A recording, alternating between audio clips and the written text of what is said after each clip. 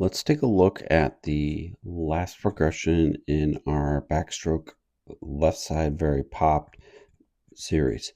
Here we are going to go over the key items of this drill as the body is traveling through the water. So let's go over those key items. In the previous progression, we were using a cup and fins. It is now time to let go of those items, and overall, let's see what we are working with. Start out with the legs, just how we typically do. We'd like to see the feet here being pointed. Beautiful job right there. Our right foot is nice and pointed, and then on our left side is also pointed. So we gave some feedback to our athlete about that kick over some of our previous progressions where the feet are. You can kind of notice here there's some turbulence created at the surface with the feet. We'll talk about that here in a little bit when why we also really like that. Let's look for making sure that we have a natural knee bend as we are performing the kick here. So what we mean by kind of natural is we don't want to force where the knee is excessive unless the legs are extremely stiff, so it's kind of going from one extreme to the other. So what we would kind of mean by that is something like this, where the leg is going to be very deep under the water, and we kind of see the leg just kind of travel like this, just under the water, really kind of spinning your wheels, but we're not really moving through the water. The opposite of that would be just kind of like this, bring the knees kind of tucking into the chest and just seeing just the legs kind of flail, meaning we're going to be kicking air and not really moving through the water in a way that we would like to.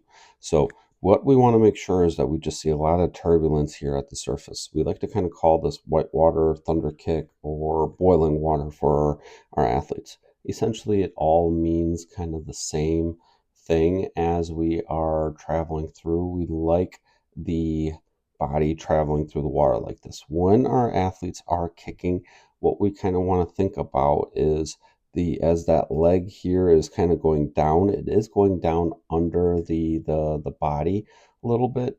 And then we want to perform a very strong up kick here, meaning that we want our athletes to kind of think about like they're going to be kicking a ball that's at the surface.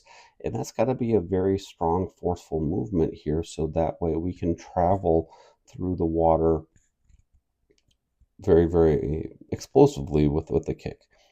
We like to see a nice, strong, moderate kick here as we are traveling through the water. That means then we're going to be really moving through the water well. As we're progressing up, we want to look here to see that the hips and shoulders are in a very pop position, meaning the other side is going to be then down. Both arms here are going to be at the side. As we're traveling through the water, some swaying here of the hips and shoulders will be to be expected.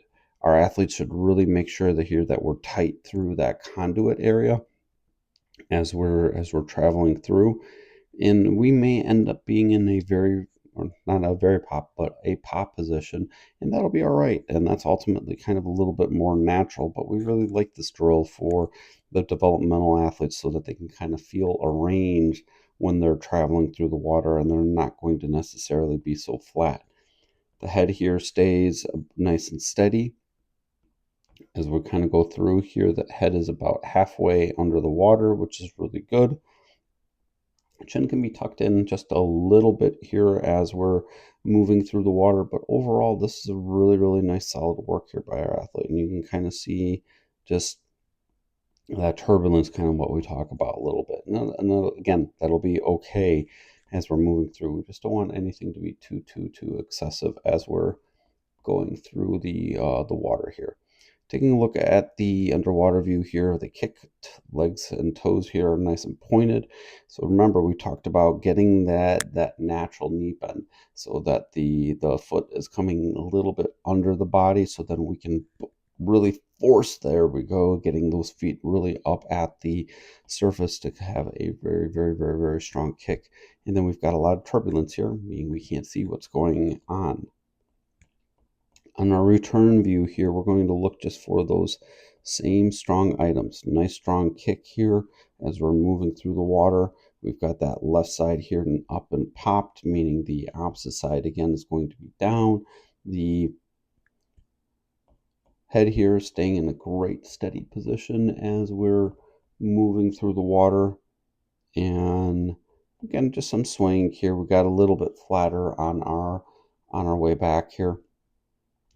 So just make sure, remember, athletes are going to be able to perform these drills to various ability levels, and it's really important for us as coaches to kind of make sure that we're kind of giving them that continual feedback to set them up for that success. On our return view here, underwater, we can kind of see just again that flatness.